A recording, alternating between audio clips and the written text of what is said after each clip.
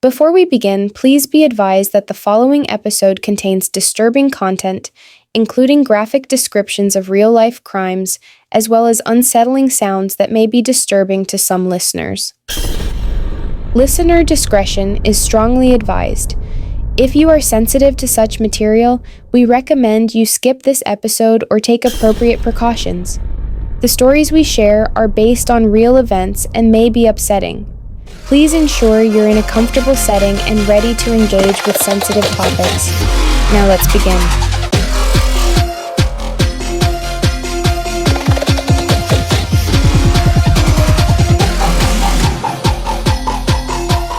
Welcome back to Grim Mornings. In today's episode, we're diving into one of the most disturbing cases we've ever covered so far. The story of David Parker Ray, a man whose name became synonymous with pure evil, known as a toy box killer. His crimes shocked the world and revealed a level of the most literal human brutality that was almost unimaginable. David Parker Ray was born on November 6 of 1939 in Bella, New Mexico. He had a troubled childhood. Growing up in an abusive home, his father was violent and his mother emotionally neglectful, which set the stage for a life marked by cruelty and darkness. Ray was a quiet and withdrawn man, known to keep to himself as he grew older. He worked various jobs throughout his life, including as a mechanic and repairman. But what he was truly building in secret was far more terrifying. Ray eventually moved to Truth or Consequences, New Mexico, where he constructed a sinister custom-built trailer, which he would later be dubbed Toy Box. The trailer was designed specifically to carry out his twisted fantasies. Inside, it was outfitted with an array of tools, chains, whips, shackles, and surgical instruments, each one meant to inflict pain and torment. But it wasn't just a collection of items. Ray was carefully planned every inch of the space to control, humiliate, and break his victims. He even decorated the walls with diagrams detailing how to torture women in the most horrific ways. One of the most chilling parts of the toy box wasn't just the instruments of torture, but the tapes Ray recorded himself. On these tapes, he calmly described the torment his victims would undergo. He'd play them for his captives, detailing the abuse and making it clear that there was no escape. His voice was cold and detached, almost like he was talking about something mundane. Imagine hearing someone describe the suffering you were about to face, while you were bound and drugged, unable to stop. Ray's first known victim was a woman named Cynthia Vigil, who was kidnapped in 1999. She was taken, drugged, and brought to the toy box, where she was shackled and kept in a constant state of helplessness. Ray subjected her to unimaginable abuse, using drugs to keep her disoriented and compliant, and raping her almost every single day. But Cynthia wasn't like most of Ray's victims. Despite the horror she was experiencing and somehow found the strength to escape, after days of torment, Cynthia managed to break free from her restraints and ran to a nearby trailer park, where she knocked on a stranger's door and begged for help. At first, police were skeptical of her story. It sounded too real, too unbelievable. But when they investigated, they uncovered the full extent of Ray's toy box. Inside Ray's trailer, they found horrific evidence of his crimes.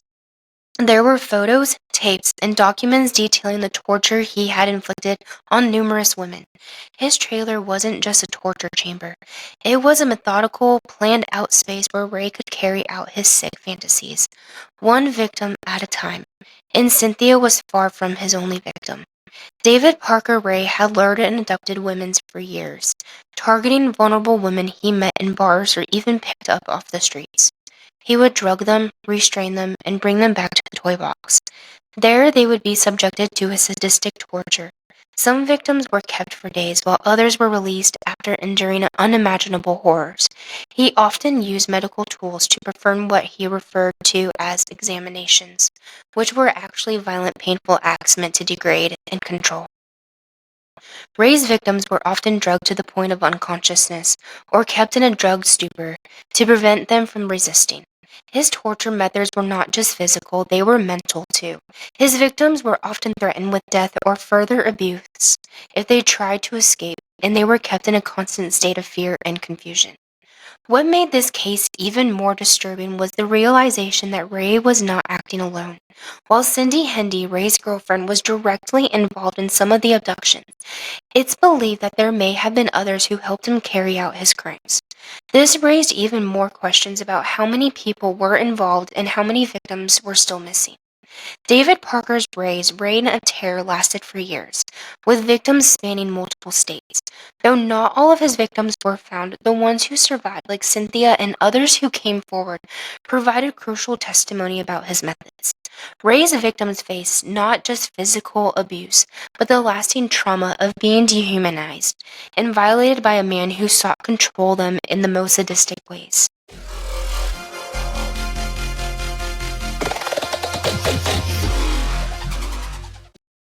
Before we continue with the rest of the story, I want to take a moment to talk about something exciting. If you've been following us for a while on the Crime Mama Collective, you know that we have been a little quiet lately as we've been busy working on something new and amazing.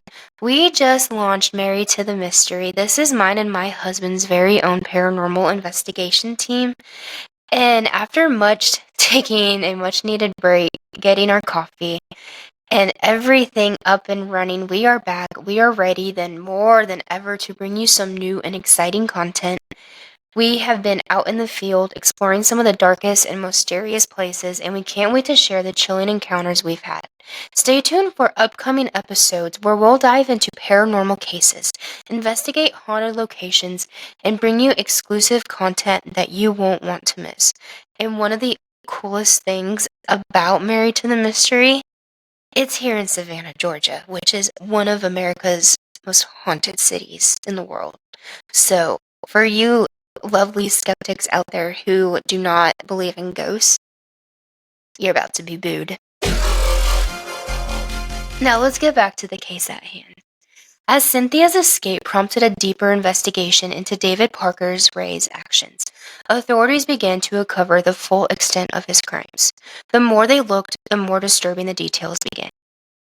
The trailer, which had served as Ray's twisted toy box, wasn't just a site for torture. It was a space where Ray had systematically planned his crimes.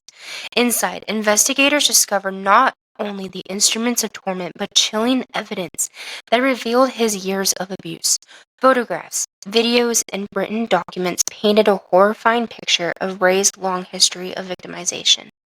The walls of the trailer were even covered with detailed diagrams showing how he intended to hurt his victims, each one more shocking than the last.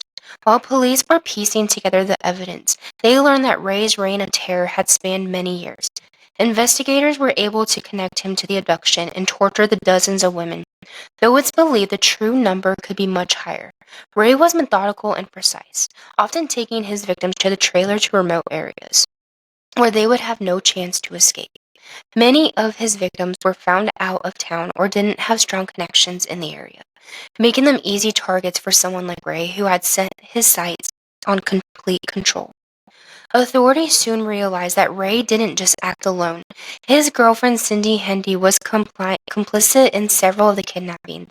She had been involved in helping to subdue the victims and in some cases acted as a lookout while Ray carried out his twisted plans. But Ray's network didn't stop there. Investigators suspected that there were others who may have helped him with his crimes. Whether they were directly involved in the abductions or complicit in his manipulation of the women, this raised even more terrifying questions. How many people were part of Ray's operation, and how many victims had suffered the hands of his associates? Ray's crimes were methodical, but it wasn't just his victims who were left with scars. The investigation into his activities revealed a long history of manipulative and predatory behavior. Ray had carefully planned every aspect of his torture, taking notes and photos documenting each abduction, and even cataloging his instruments of terror. This wasn't just about control. It was about a sickening need for domination, a need to break people physically and mentally. His use of drugs, physical restraints, and mental manipulation allowed him to break his victims down in ways that were beyond comprehension. One of the most unsettling parts of Ray's case was the difficulty investigators had in pinpointing how many women had truly fallen victim to him. Though some survivors were able to testify and provide descriptions of their torment, many others were still missing. The fear was that Ray had disposed of their bodies, making it almost impossible to link him to every disappearance. He had been active for so many years, and the extent of his crimes stretched across multiple states, leaving behind a trail of terrified women and shattered lives. Ray's capture didn't just end the case. It opened a dark door to even more disturbing possibilities. In 2001, after his arrest, Ray was charged with multiple counts of kidnapping, sexual assault, and torture. However, because investigators could not definitively link him to any murders due to the lack of bodies, they were unable to charge him with homicide. Instead, he was convicted on charges and sentenced to 224 years in prison. But Ray's capture didn't come with a certain level of frustration. While there was undeniable evidence of his crimes, the lack of physical remains meant that the full extent of his brutality was difficult to prove. How many victims had died in his hands? How many women had been lured into his clutches and were never seen again? Those questions would remain largely unanswered. Even more chilling was the fact that David Parker Ray was never able to stand trial for all of his crimes. In 2002, just 1 year into his prison sentence, Ray died of a heart attack. His death robbed the families of potential answers and kept the true number of victims a mystery. The possibility that Ray had accomplices, people who helped him in his reign of terror, also remains unsolved. Ray's death did not end the speculation. His story had lived on in infamy, and his legacy of horror has continued to haunt those who survived him. Cynthia, who had narrowly escaped from the toy box, has spoken about the emotional scars she still carries. She, along with other survivors, became part of the larger narrative, speaking out to ensure that David Parker Ray would never be forgotten. The mystery of his crimes, however, still lingers. Though some of his victims survived, many others were either never found or still remain unidentified. The chilling reality is that David Parker Ray's actions may have gone unreported, and there may still be victims out there whose stories have yet to be told. Even after his death, Ray's case has left a trail of questions, ones that may never be answered. Who else may have been involved? How many women fell to his hands over the years, and how many were never able to escape? Their fates forever unknown. The case of David Parker Ray, the toy box killer, is a tragic reminder of how evil can hide in plain sight, and how one man's sick obsession led to the suffering of so many. Thank you guys for hanging in with me today with this really chilling story. The first time that I ever heard this one, I had goosebumps all up and down my spine, and as I'm reading it to you guys right now, the goosebumps are here. But I will see you guys next week on another Grim Morning.